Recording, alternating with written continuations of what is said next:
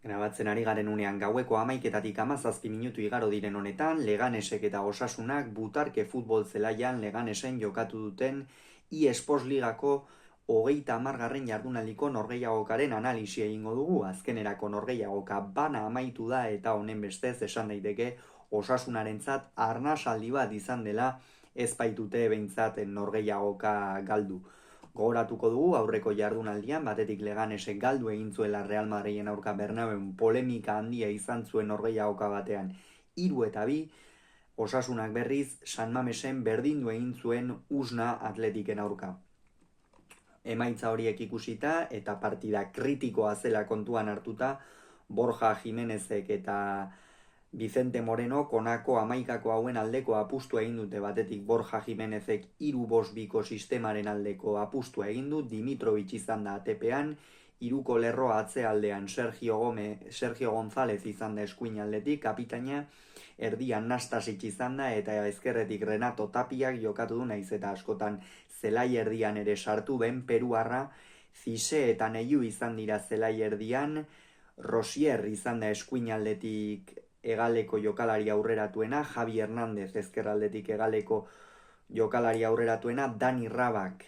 eta Juan Cruzek jokatu dute apur bat erdirago, naiz eta Juan Cruz askoz ere eskuinerago kokatu den partidaren zati askotan, Diogo García ere oso ezkerrean eta Dani Raba izan da goian. Egia esan, Leganesek denetik frogatu beharra zeukan oso bolada txarrean iritsi baitira Borja Jimenezen mutilak. Osasuna berriz 5-3-2 sistemaren aldeko apustua egin du, Sergio Herrera izan da ATP-an, 5ko lerroan atzealdean erdialdean Errandok jokatu du ezkerraldetik, Katena eta Boiomok, Katenak erdialdetik eta Boiomok eskuin aldetik, askoz ere aurreratuago Egaleko jokalari aurreratuenak izan dira eskuin aldetik Areso eta ezkerraldetik Bretones, erdikalde horretan lagundu diote Torrok, Moncaiolak eta Imar Orozek eta goian Budimir eta Ruben Garzia izan dira. Hemen ere noski Ruben Garzia eta Aimar Oroz askotan egaletara bota dira eta bertan jokatu duten norgehiagokaren zati nagusia.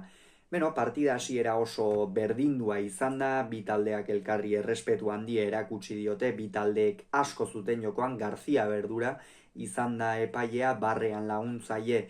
Juan Martínez Munuera izan du, orokorrean ez da partida polemikoa izan, bere partetik erabaki batzuk horrela falta asko eta berandu adierazi dituela, baina gainontzean ez zuzen eraman duela iruditu zait Garzia berdura gaurko norgehiagoka, eta partida hasieran, bi taldeak errespetu handiarekin ikusi ditugu apur bat bakoitzak zer egiten zuen ikusi nahian, Leganesek hasieratik erabaki irmoa hartu du luze jokatzeko, baina gero Osasunaren zelaira iritsi denean bertan ukitzeko ausardia ere izan dute Butarkekoek,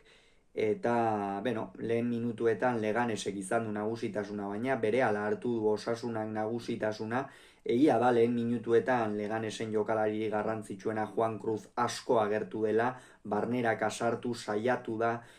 atera ere egin du jaurtiketa bat Sergio Herrera arazori gabe geratu duena, baina gero pixkanaka itzaltzen joan da eta hori Leganesek ere nabaritu du, eta Leganesen beste gabezi nagusietako bat denboraldi honetan zehar, eta horrek erakusten du apur bat zergatik dagoen jaitsiera postu horietan, 18. postu horretan atzealdean dituen gabeziengatik,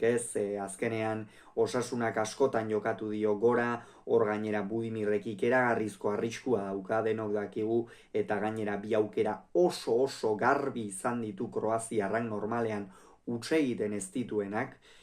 eta Osasuna pixkanaka abisatzen hasi da, Aimar ere jokoan askoz ere gehiago sartzen, gaur egia da baloiarekin Aimar ez dugula, hainbeste desberdintasun markatzen ikusi, baina ikeragarria da presioan eta egiten duen lana, eta bestalde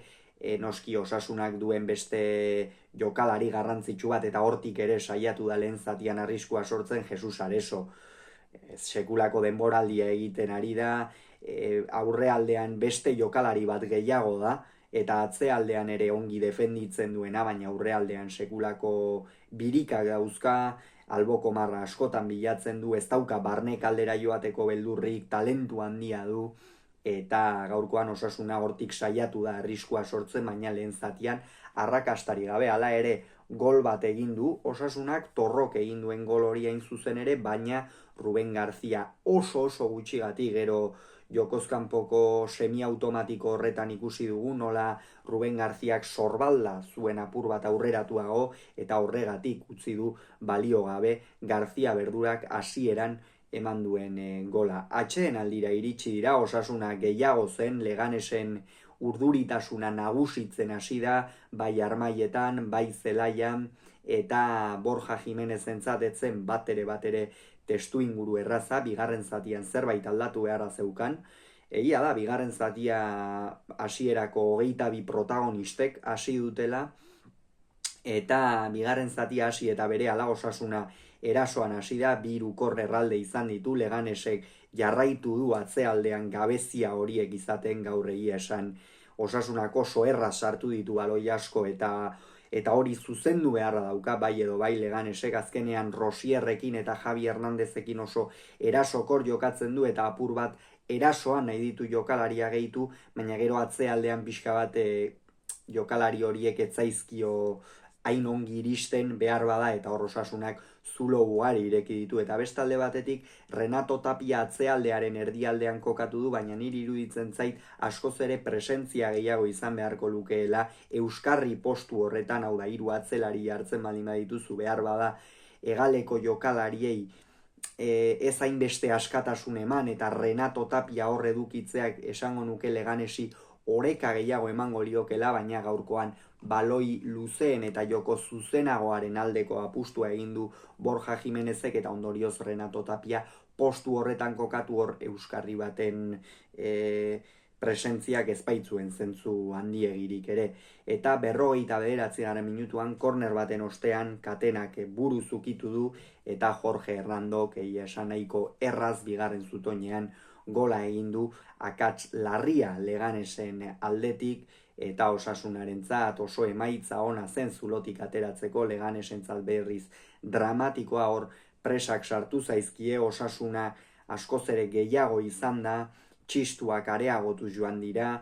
taldea paseetan eta bat ere zehaztasunik gabe ikusi dugu Leganes, pixkanaka bere izarrak ere, ez lehen zatian behar bada gertu direnak desagertzen hasi dira, eta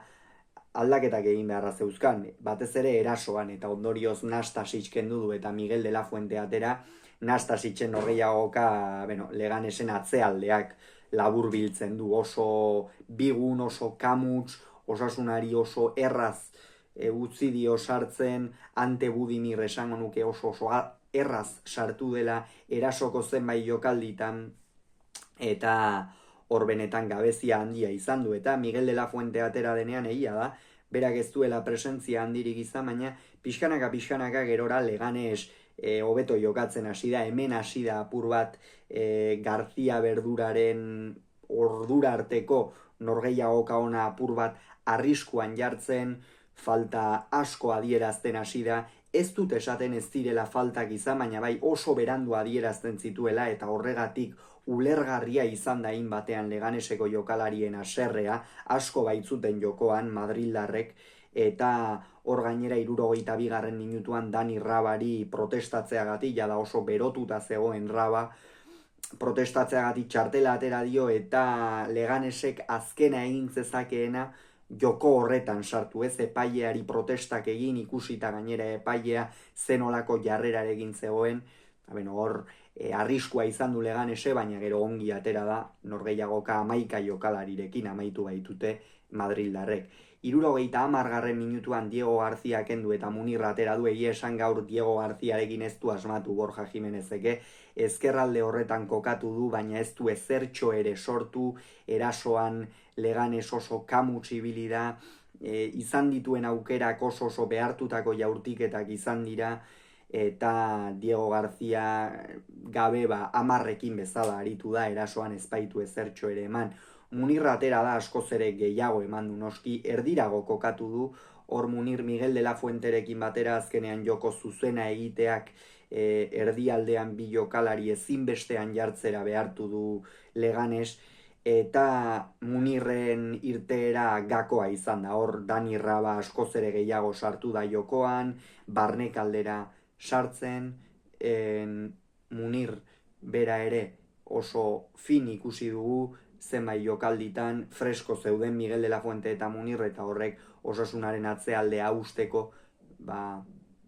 aukera handiak eman dizkie. Askoz ere hobeto jokatzen hasi da barnekaldetik Dani Raba, eta horrek Leganesi asko eman dio gerora, batez ere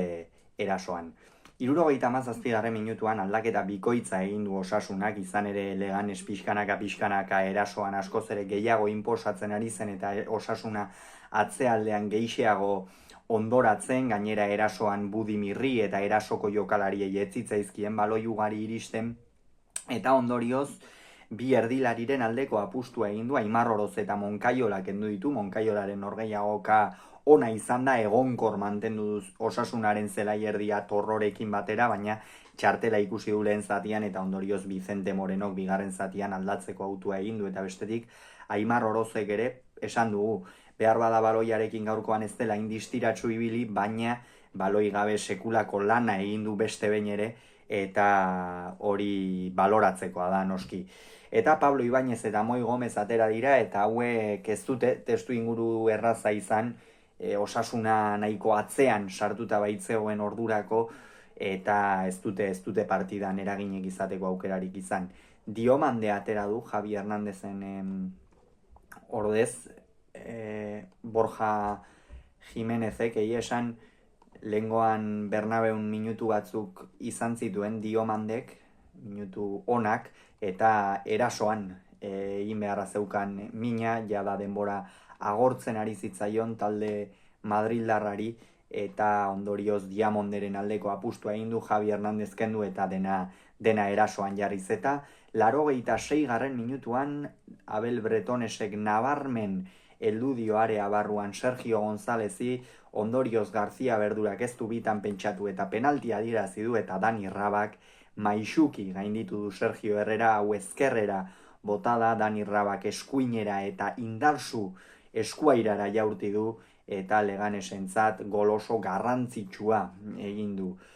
88. minutuan Budimir eta Ruben García kendu ditu, jada nekatuak zeuden, oso eragin gutxi izaten ari ziren, eta azken